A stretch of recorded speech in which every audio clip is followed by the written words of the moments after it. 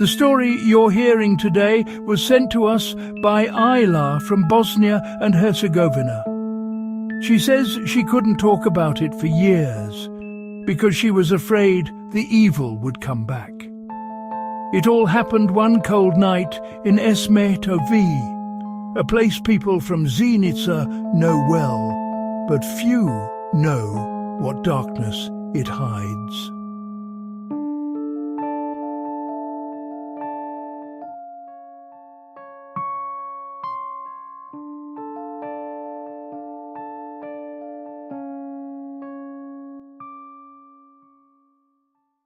Ajla was 19 then.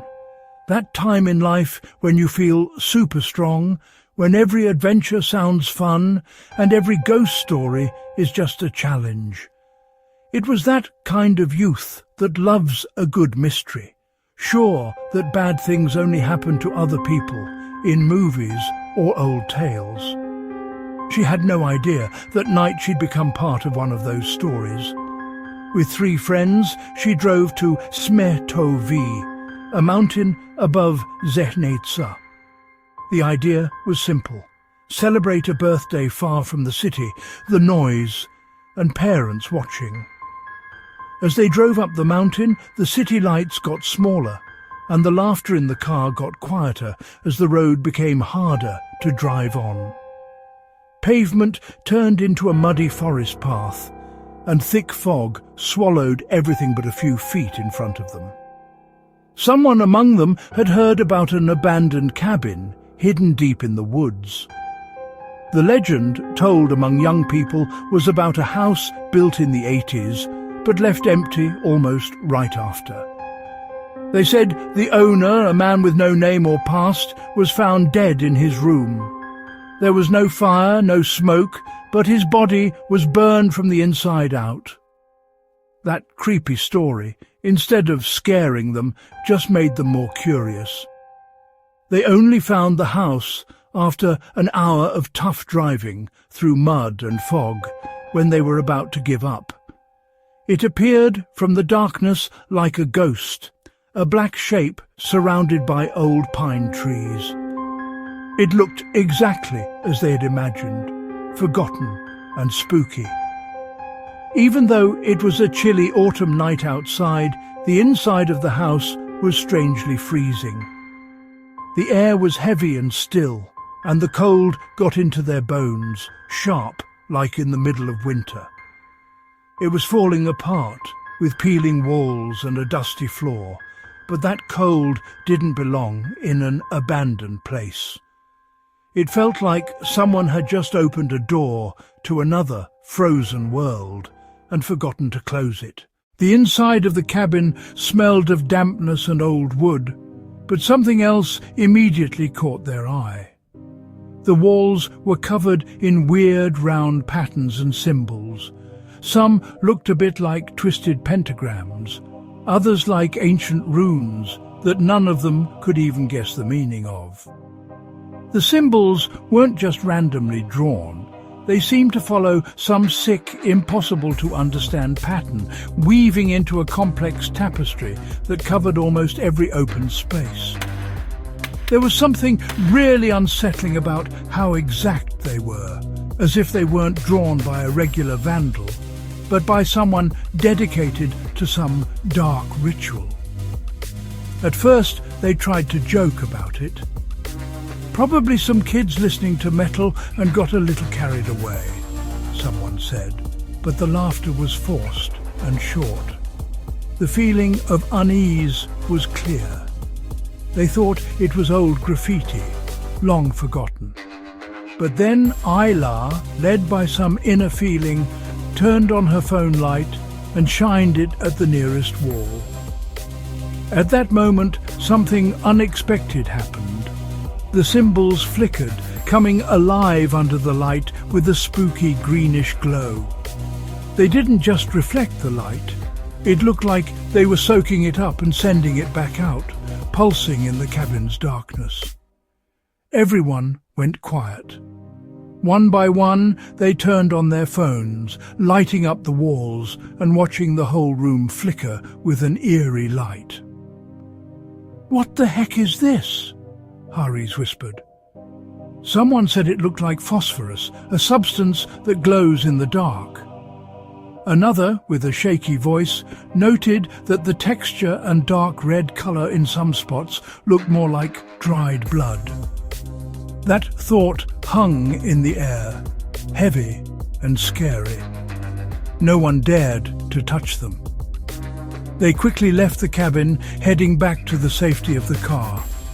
They tried to shake off the creepy feeling that had gotten under their skin. They laughed louder than they needed to, opened beers, and played music from the radio, hoping the familiar sounds would chase away the forest silence and the images from the cabin. But as midnight got closer, the atmosphere changed again.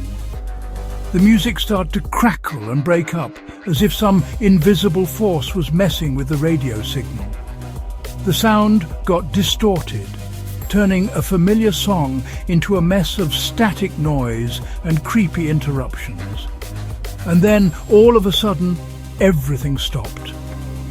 The car lost power.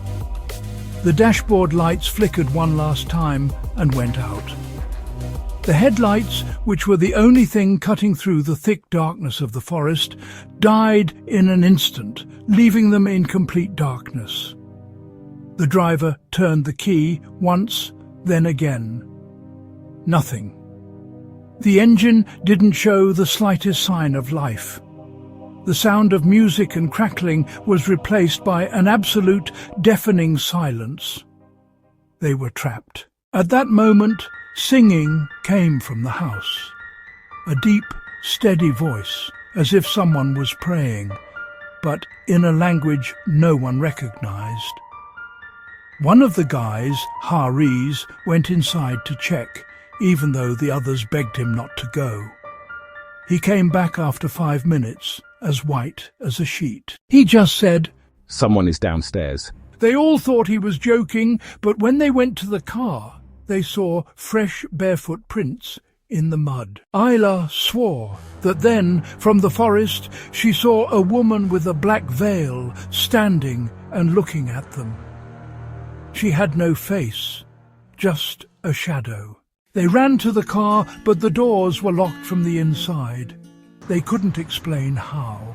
When they finally got the car to start and drove down to the city, no one said a word until morning. The next day, the thick fog that covered Smetovi didn't lift. With it came a silence, heavy and unnatural.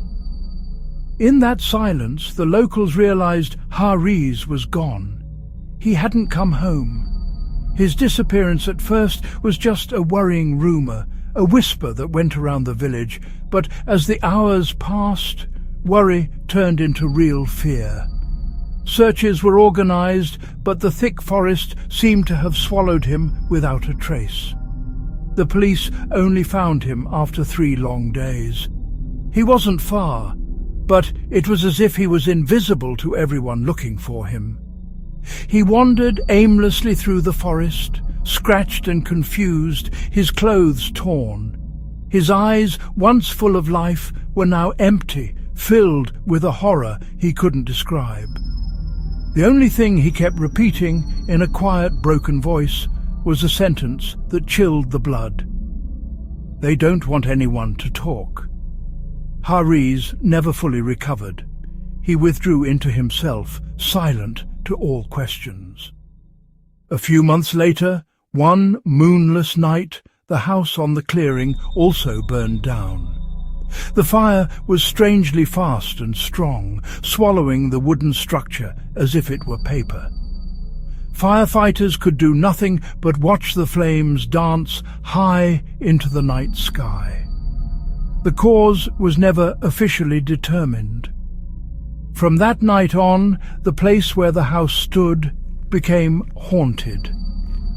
Locals still claim that when darkness falls, ghostly blue flame circles can be seen flickering on the ground among the ashes.